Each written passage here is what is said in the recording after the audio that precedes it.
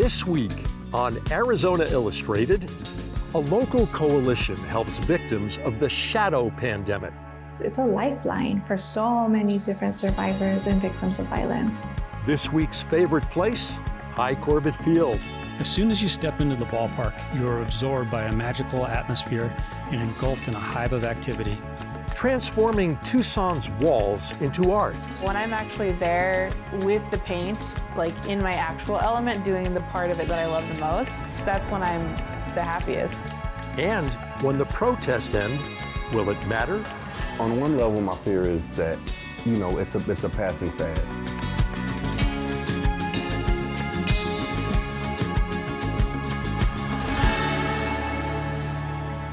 Welcome to Arizona Illustrated. I'm Tom McNamara. We're here at Reed Park enjoying the cooler October weather. You know you're in Arizona and when you casually refer to a week in the 90s as cooler, but we'll take it. Being outdoors offers us a break from the stress we're all dealing with now, and the medical experts agree that constantly flowing fresh air reduces the risk of coronavirus transmission. They also agree that you should continue to keep your distance and wear a mask if you get closer than 6 feet to others. And now here's an update on Pima County's coronavirus case count. While the state's numbers continue to be flat, Pima County recently saw an alarming spike in reported cases. Those numbers have since declined over the past few weeks and now meet the benchmarks for consecutive decline and number of cases per 100,000. The percentage of tests coming back positive also continues to decline slightly. And Pima County's hospital visits for COVID-like illnesses continues to remain well below 5%. For more coronavirus information, including a link to the state's data dashboard, visit news.azpm.org. The ongoing coronavirus pandemic has resulted in about 35.6 million cases and over 1 million deaths since China reported its first case back in December 2019. It's also caused an economic crisis and highly visible social ramifications. One impact that is less visible is a troubling rise in domestic abuse. In response, a local coalition of agencies is striving to provide safe housing, free legal aid, education programs, crisis hotlines, and counseling services to victims of this shadow pandemic.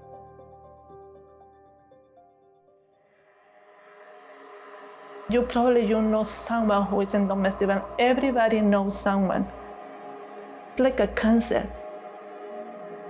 Violence creates so many other issues.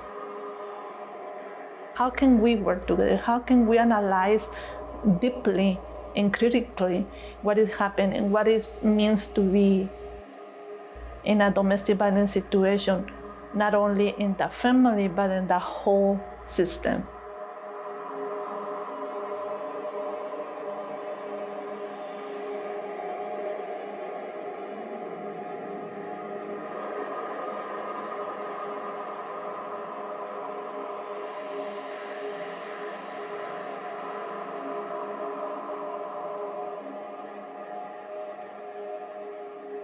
The way I and most advocates for survivors of domestic violence define domestic violence is that it's a series of tactics used by an abuser to exert power and control over their victim or over the survivor. And there's a power and control wheel where around the wheel there's all the different ways in which that happens.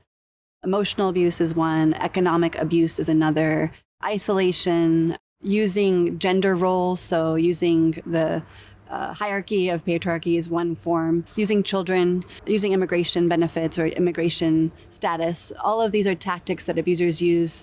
And I think it's important for people to know that domestic abuse takes those forms. And it's not just physical violence, it's also all of these other tactics that abusers use to control their victims.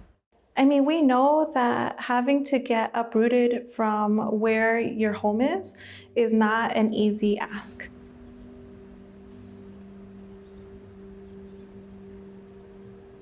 When folks are thinking about shelter, oftentimes the unknowing of what to expect is really scary.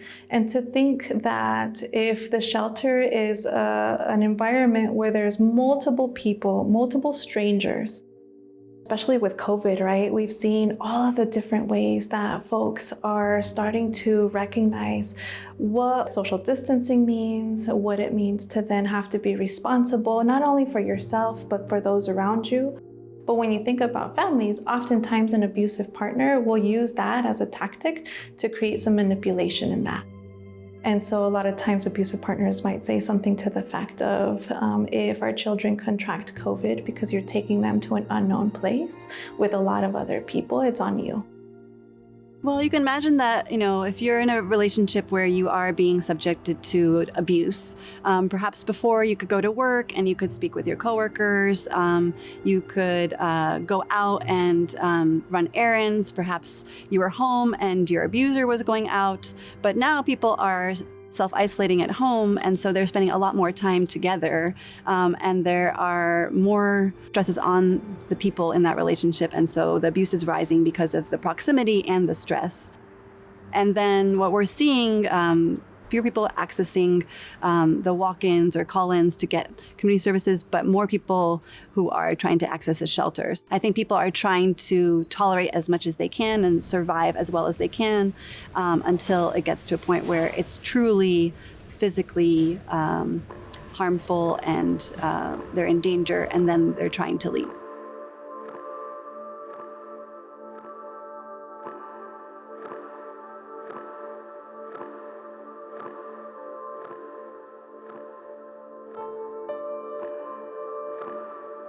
We don't hear the stories very often about immigrant women working at the hotels, immigrant women working at the fields, picking your food.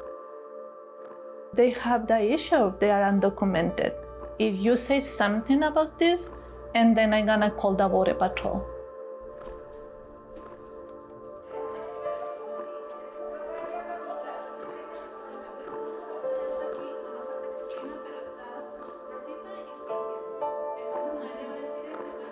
No es tu culpa, te creemos, no estás sola, sí hay ayuda. So this program started in 2016, and it was like for the community women, we want to become a promotoras we want to learn and become a promotoras to help other women who are going through domestic violence. So it was more like a community leaders helping other women. We tend to educate these women about the dynamics of domestic violence, and also about what resources we have available and what are your rights. There's help for you, and you have the right to go and file a restriction order against who is abusing you. But it's hard. And then I learned about the Immigrant Victims of Violence Task Force. So it's the only a coalition that is specifically for immigrant women.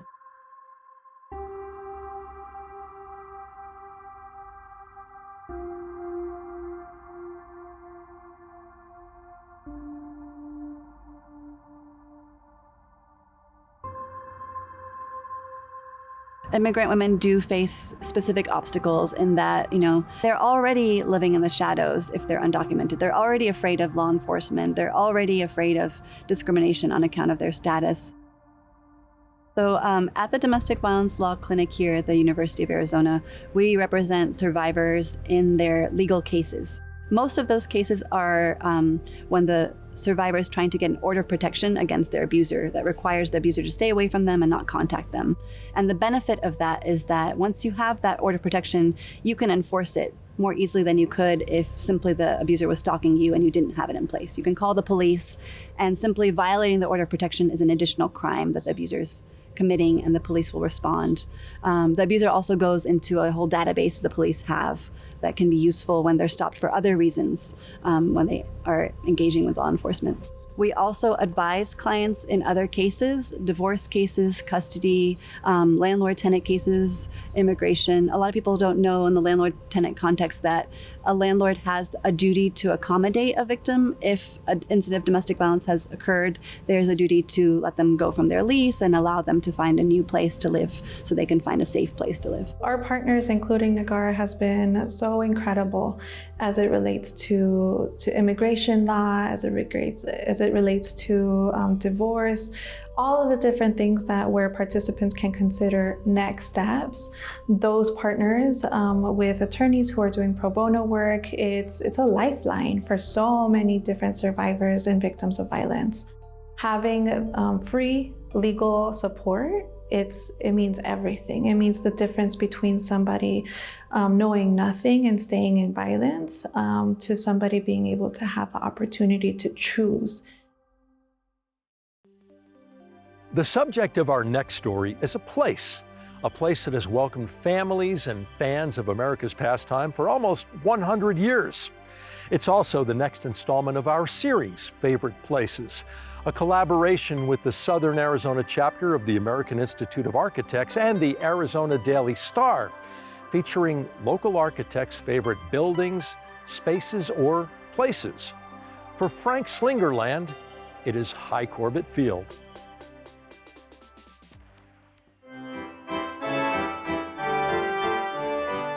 The entry sequence to Hi Corbett Field is bleak. Upon arrival, you walk across a large gray cracked asphalt parking lot, past some high beige stucco walls, through a wrought iron gate where your ticket is scanned, and into a concourse located under steel and aluminum bleachers. Through here, you pass beer vendors at fold-out tables, a souvenir stand with a roll-up metal door, and get a whiff of stale nacho cheese from the previous night as you head toward the tunnel. It is only after emerging from this dimly lighted passageway that you might even begin to understand why this is one of my favorite places in all of Tucson. The low hum of 3,000 people talking about their days creates a mesmerizing white noise that is occasionally interrupted by a wisecracking fan or a kettle corn hawker. You say hello to friends as you find your way to your seats. From a crackling loudspeaker, you hear the lineups read, you stand for the national anthem, the pitcher's last warm-up toss pops the catcher's glove, and you settle in to enjoy the festivities. Most often, the pace of the game gives you time to people watch, mingle, and enjoy a dog and a cold one, while also appreciating baseball's lightning-fast moments. The Cleveland Indians swing into action at Tucson, Arizona. You have time to reflect on the history of Hi Corbett Field, which was built in 1927, has been home to minor league teams, the Cowboys, Lizards, and Toros, a spring training site for major league teams, the Cleveland Indians and Colorado Rockies, has been graced by Hall of Famers such as Mickey Mantle, Willie Mays, and Nolan Ryan, and is featured in the baseball movie Major League. I would never describe Hi Corbett Field as good architecture. The utilitarian structures that make up the facility have been piecemealed and band-aided together over the years to address deficiencies and operational needs. And it is clear that Hi Corbett would benefit immensely from some architectural design attention. However, I would say that Hi Corbett Field possesses a unique sense of place and qualities to which great architecture aspires. It has endured as a beloved destination and remains an integral part of the Tucson community fabric, encouraging interaction and socialization, promoting fun, showcasing the environment, and featuring a constantly changing energy-filled setting.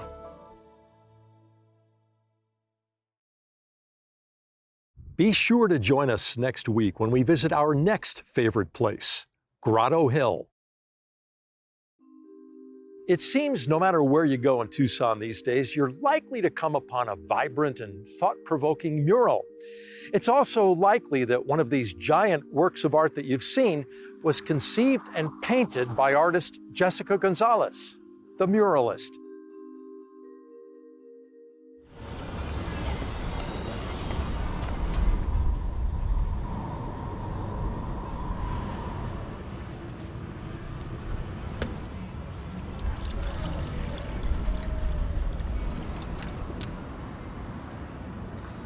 There's always a phase of mural painting where it's just like the most hideous, ugly, awful thing you've ever seen in your life.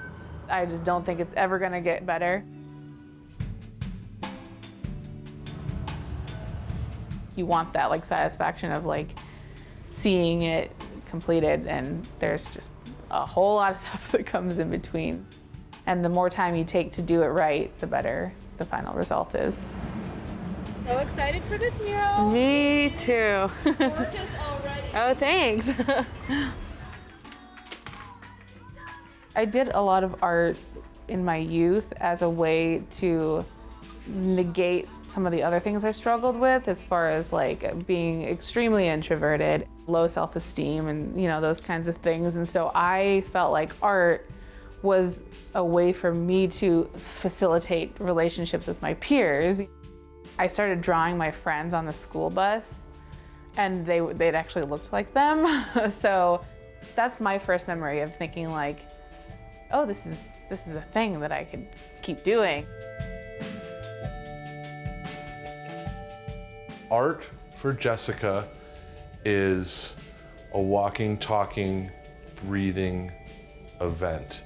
To the way she dresses, to what she does for a living, to the moment before she goes to bed. There is art just constantly flowing, and it happens. I don't know. This is one of my 2 closet spaces, the one that is predominantly accessories, shoes, belts, and a little bit of clothes. 15 years of working at Tucson Thrift Shop, first of all. This is my pins, buttons, brooches collection. Towards the end of high school and then after is when I started going to raves, and rave culture kind of just opened my eyes to like what it means to just absolutely go crazy with your clothes and just like be loud. I realized that it was a way for me to say to the world that I am a creative person without having to say anything. And for me, that was really valuable.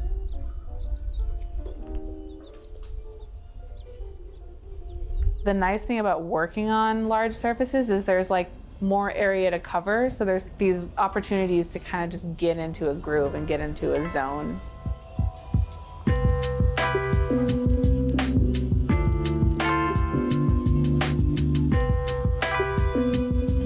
Somebody has talent.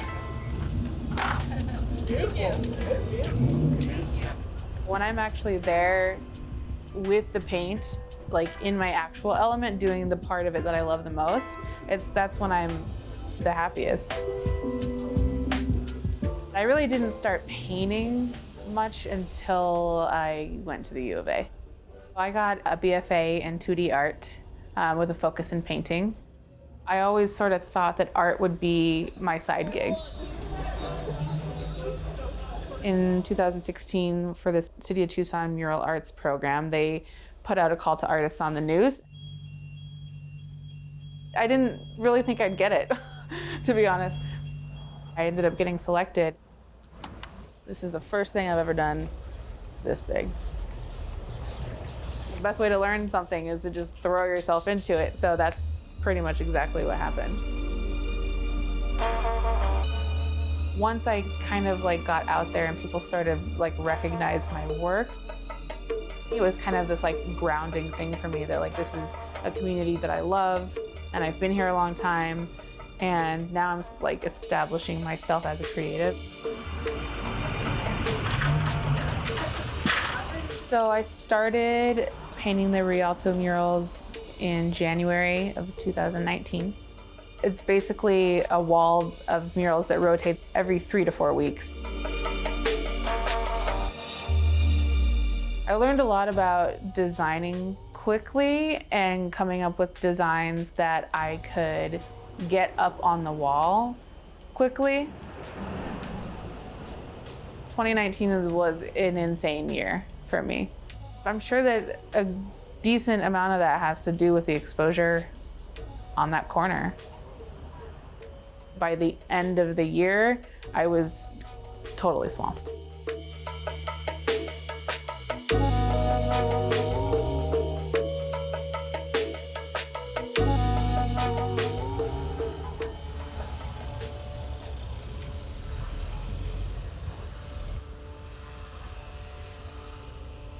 For me, it's just trusting in my design. Like, I absolutely have to look at this thing that I spent hours and hours planning and then put that on the wall. I've made the mistake of trying to make adjustments as I'm going, and then I step away and I'm like, no, that's horrible. Why did I do that? I clearly designed it well the first time.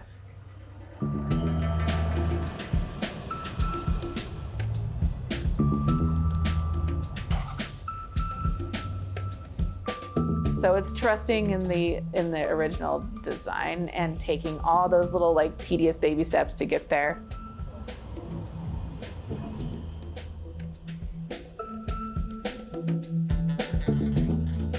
My mural work in particular, I would say it's very colorful. There tends to be a blend of realism and graphic design. There's very graphic elements, and then there's also very painterly elements. The goal of it is to be very uplifting, something that the community can take something positive away from.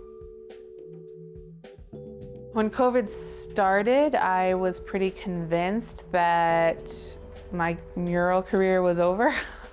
Jobs started to trickle in at first, and then I got the job painting the Together mural on the side of the playground downtown. I think it was kind of like this way to escape all the negative things going on. It's an outdoor gallery, basically, all this like mural art everywhere. Dakin's been helping me on murals since the very beginning. He has experience with house painting, and he's also a creative person. To me, it's communication and communication and communication, and to know what her designs are and to bring them to fruition on a grand scale. It's, you know, it's like, yeah. I'm very lucky to have the kind of help that I do, and that we get to be partners also. I love that I get to do what I love doing. That's my biggest takeaway from it. You know, recognition is still something that's kind of weird, you know.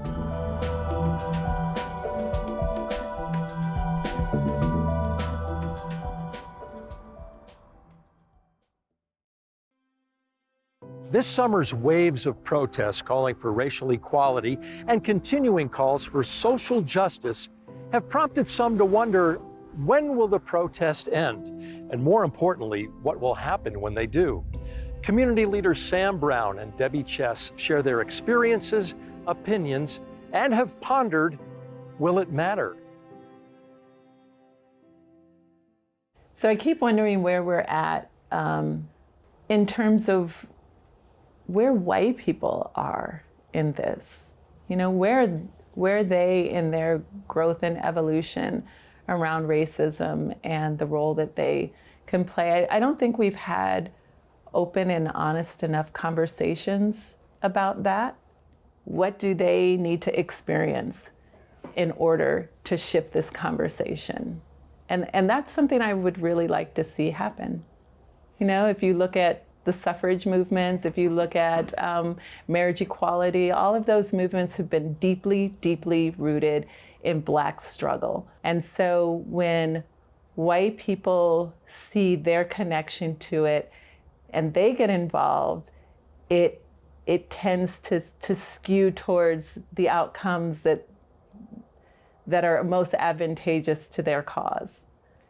And I think that that's the fear here. Yet again, what we see in Portland and in Seattle, what started as the George Floyd protests, that language has kind of diminished.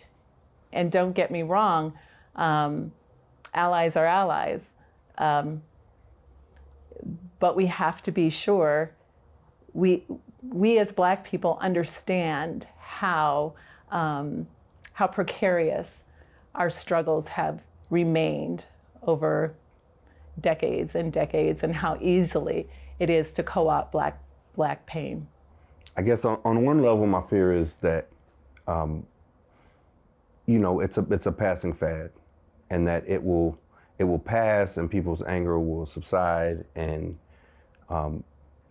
you know, the next season of whatever will come out, and people's attention spans now are just so short that it won't matter. When I think of like what the country was like collectively during World War II, like everybody's minds are on like our young people are going to die, and what can we do about it? Like we all have to do something about it. Or Vietnam, right, or Korea. And that feeling that America has during these short stints, that's what Black people have all the time. That's what our lives are like. So when you have that every day, there's a different motivation to get involved and to make it part of your life. When it's a fad, when it's just, you know, terrorism, all of a sudden the whole 9/11 happens and the whole country is like, oh, at any moment, a building could blow up that I'm in and I could die. It changes but it goes away. And I think, so my fear is that it's hard for me to say this out loud because I know it would involve the loss of life. But it feels like unless these things keep happening, it will just go away and we'll stop paying attention to it. And I know that's not the right approach we'd hope or wish or pray for. But it's like when it's one, people are like, you know, whatever. It was only, you know, this year when it was 3 or 4 in a month period that people were like angry enough to take to the streets. So, I mean, my fear is that it'll just go away and it won't matter anymore. Before we go, here's a sneak peek at a story we're working on. I had a sociology class and they were talking about just the structure of the family, and the grandparent was so far away from the nuclear family. The thought was, oh, my family must be wrong. It's not structured like that. Of course, what I've realized over time is, no, you don't want that grandparent to be so far away. I mean, my great-grandfather, he was a cook in World War II, and he wasn't even able to cook for any person on the ship that wasn't Black. I wouldn't know that if I didn't talk to my grandfather.